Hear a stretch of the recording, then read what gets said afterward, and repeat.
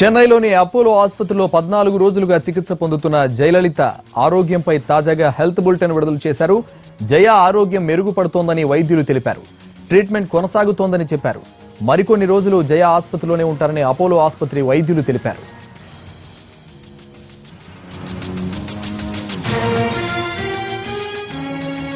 ఇక జయలలిత తాజా health bulletin కు సంబంధించి మరింత సమాచారం మా ప్రతినిధి దినకర్ అందిస్తారు. దినకర్, లేటెస్ట్ హెల్త్ బులెటిన్ లో వైద్యులు ఏం చెప్పారు, డీటెయిల్స్ ఏంటి? 14వ రోజున హాస్పిటల్లో కొనసాగుతున్నటువంటి అమ్మ చికిత్సకు సంబంధించి అధికారులు కానీ అలాగే అపోలో హాస్పిటల్కి సంబంధించినటువంటి డిపార్ట్మెంట్ వాళ్ళు కూడా రిలీజ్ చేయడం జరిగింది. ప్రస్తుతం మన దగ్గర ఉంది.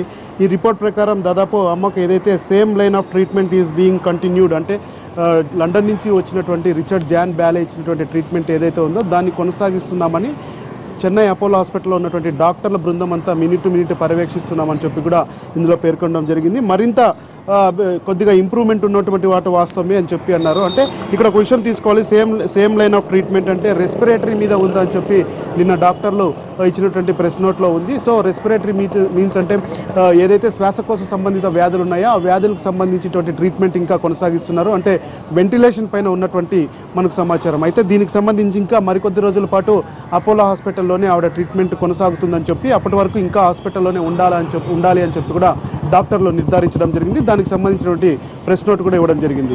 అయితే ఈరోజు ఉదయం నుంచి జరిగినటువంటి తమిళనాడులో డెవలప్మెంట్స్ అనేకంగా జరిగాయి. దాదాపు ప్రభుత్వం పరంగానే అధికంగా ఉన్నాయని చెప్పుకోవచ్చు. ఎక్కువగా తమిళనాడు పార్టీకి సంబంధించి అలాగే అన్నా డిఎంకే ఏదైతే ఆందోళన చేస్తుందో కర్ణాటక నుంచి తమిళనాడుకు రావాల్సినటువంటి జలాలపైన దాదాపు ఢిల్లీలో కూడా అన్నా డిఎంకే పార్టీకి సంబంధించినటువంటి